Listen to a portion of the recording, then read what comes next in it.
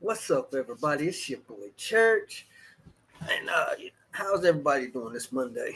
The other day I heard Pastor Skip Heitzig, or however you say his name. I'm sorry if I'm butchering it, but I heard Skip say something that I've made it really shake.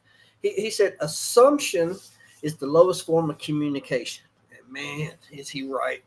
Assumption is dangerous. It doesn't ask, it doesn't listen, it just decides. And in doing so, it often destroys relationships, recovery, and opportunities for growth. So let's be honest, we live in a fast paced, reactive world. People talk over each other, interrupt, assume, intend, um, walk away offended, without ever truly listening. But God didn't call us to be people who jump to conclusions. He called us to understand before we react, to seek clarity before we pass judgment, and to listen with the intent to love, not just to respond. So let's talk about Job's friends, book of Job, chapters 2 through 42. So Job had lost everything: his health, his wealth, his family, and his so-called friends who had come to comfort him. Um, but instead, they assumed he must have done some type of sin or something that deserved the kind of suffering that he was enduring. They judged his heart without knowing the full story.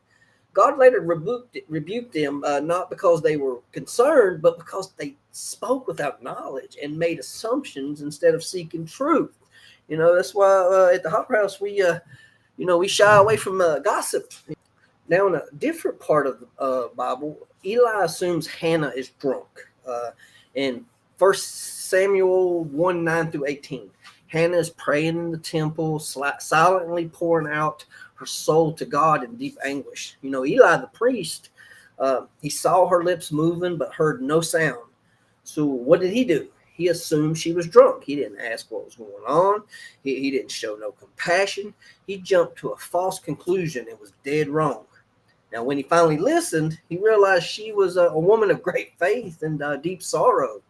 So, and I'm telling you, in recovery, assumption can be deadly.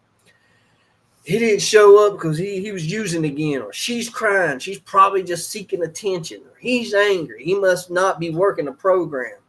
We throw these assumptions around like we're experts in someone else's story. But most of us hated when judged when we were out there. We hated it. So why are we so quick to judge people now? So let's flip the script a little bit. Ask, listen, care, don't assume, connect. Assumption is lazy. Listening is love. And if you want real healing in our relationships, if we want real healing in our relationships, our community, and our walk with God, we've got to make room for understanding. You might think someone's ignoring you, but maybe they're just overwhelmed. You might think someone's being rude, but maybe they're just in pain. You never know what someone else is going through until you take the time to truly listen. So here at the Hopper House, we don't just preach, we listen. We know people are hurting, misunderstood, judged, and written off. So we create spaces where people are seen, heard, and known. If you believe in building a community that asks before assuming and loves before judging, then you can partner with us. Reach out, hit, scan that QR code. Where's it at? Bam, there it is.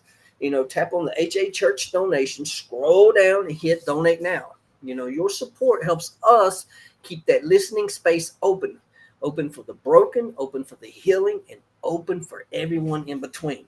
So don't ask or don't assume, ask. Don't guess, care.